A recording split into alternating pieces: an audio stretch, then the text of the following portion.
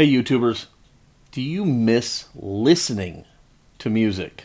Not just hearing it, but really, really listening to it. If you do, don't go away.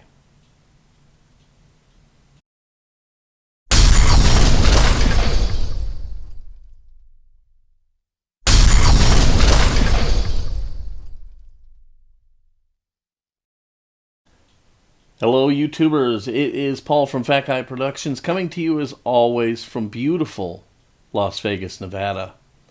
At the beginning of the show I asked you, did you miss listening to music? Some of you may not understand what I mean by that.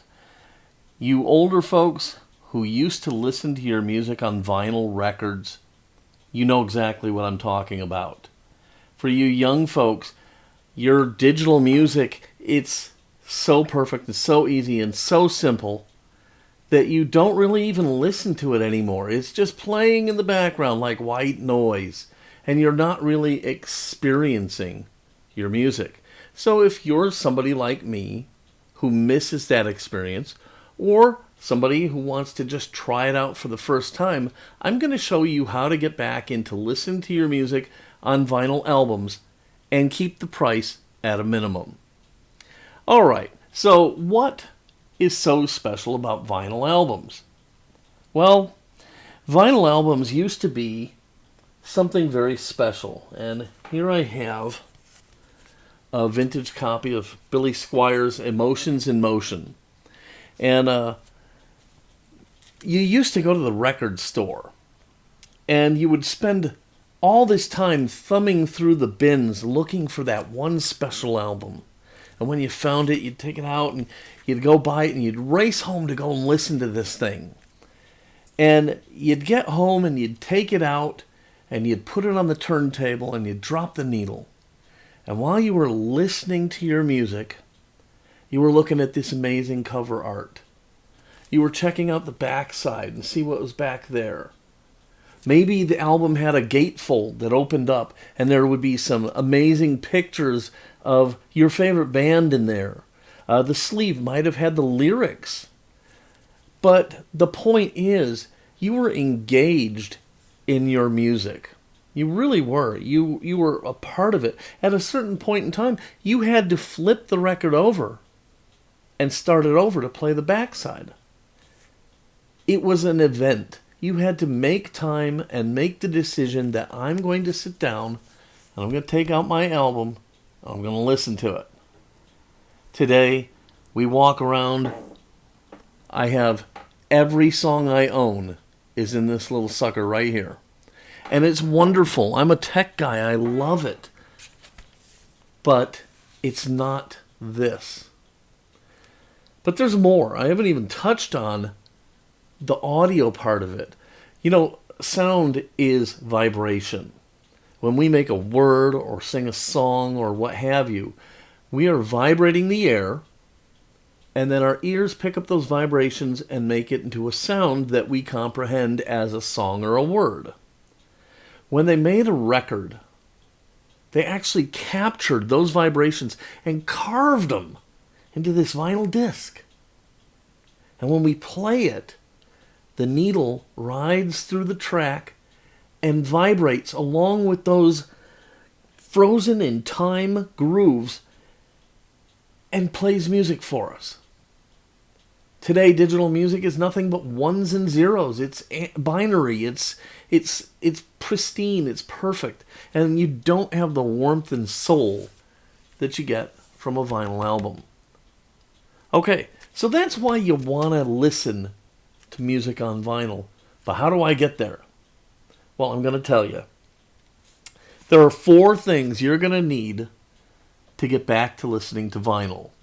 You're going to need some sort of a receiver or tuner, something to send the music out. You're going to need speakers. You're going to need a turntable. And of course, you're going to need an album. So where do I start? Well, I like to think that almost everybody has some sort of a receiver or tuner laying around the house. Be it an old surround sound receiver or something your parents gave you. You probably have something, so we're not going to start there. You probably have speakers if you have a receiver. They might not be the best, but they're going to do for now. So you're not going to start there. We're going to start with the turntable. And my opinion is that you should start with the Audio-Technique's LP120. This is a modern day turntable. If you buy a new one and spend the worst price possible, it's probably under $300, but you can find them all day long for under $200 and even cheaper if you go with something used. This is a modern day turntable, but it has a lot of the retro features. It plays at all three major speeds. It's got a relatively good head shell and cartridge.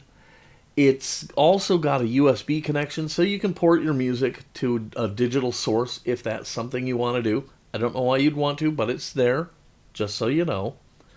And overall, it's a pretty good, solid performer. You don't need to spend $5,000 on a turntable, and trust me, you can spend way more than that if you look around. And I think the Crossley is fine for what it is and for the people who have it, but it's certainly not something I would recommend, although I'm not going to get all fiery about it like some guys do. The second thing you're going to need is you're going to need some albums. I broke this one out to show you, and I don't know if you can see it here. I'll put a close-up photo of it.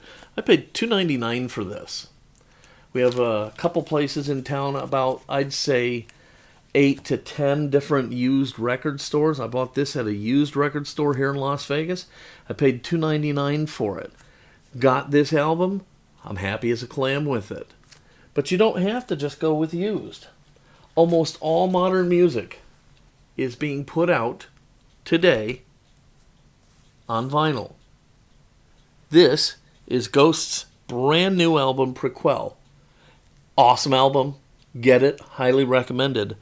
But you can see I've got it in my vinyl, and I love this album.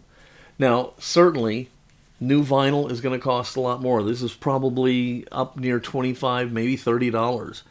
But it also has a small 45 in here. It's got a poster. It's got all sorts of little gadgets in here. I personally think that you can do just fine sticking with the used albums, okay? But it takes a lot of work. You can't just go through the bins at the record store and pick out ones that have a great cover and go, okay, I'm good to go. If you do that, you're going to get home and you're going to get an album that doesn't play right. It's got scratches and scuffs and everything else under the sun that you're not going to want to have on the album.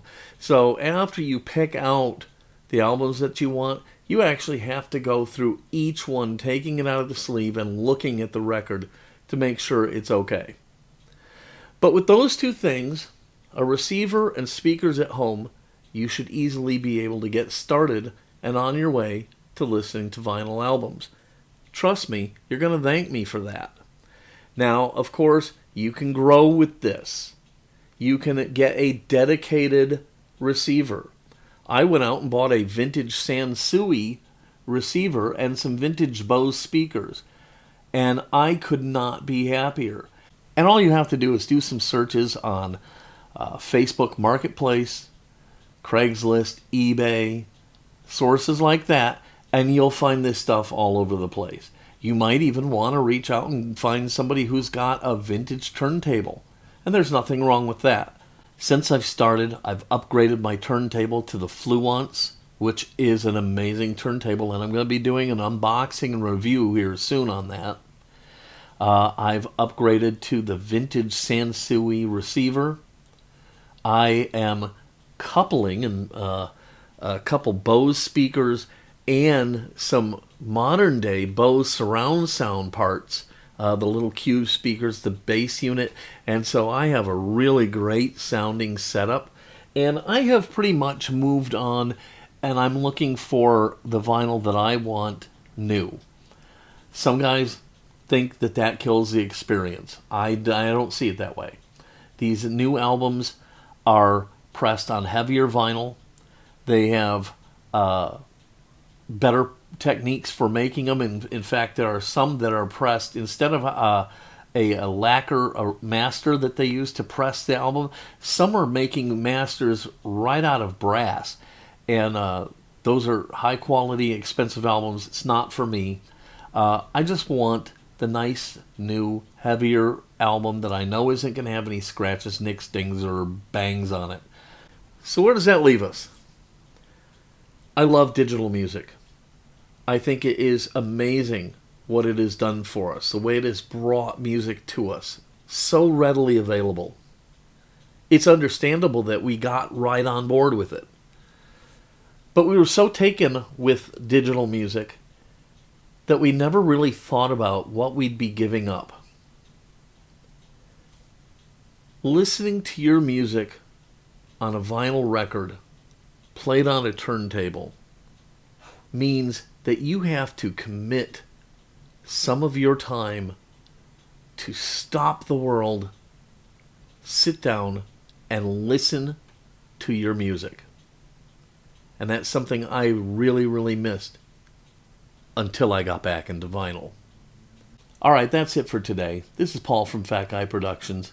I really hope you enjoyed this video, and if you did, please give it a thumbs up, click subscribe, and tell your friends. If you have any questions or comments, please leave them below. I do answer my comments. If you put something down there, I will do my best to answer it. Alright, I'm going to get out of here. Until next time, be good.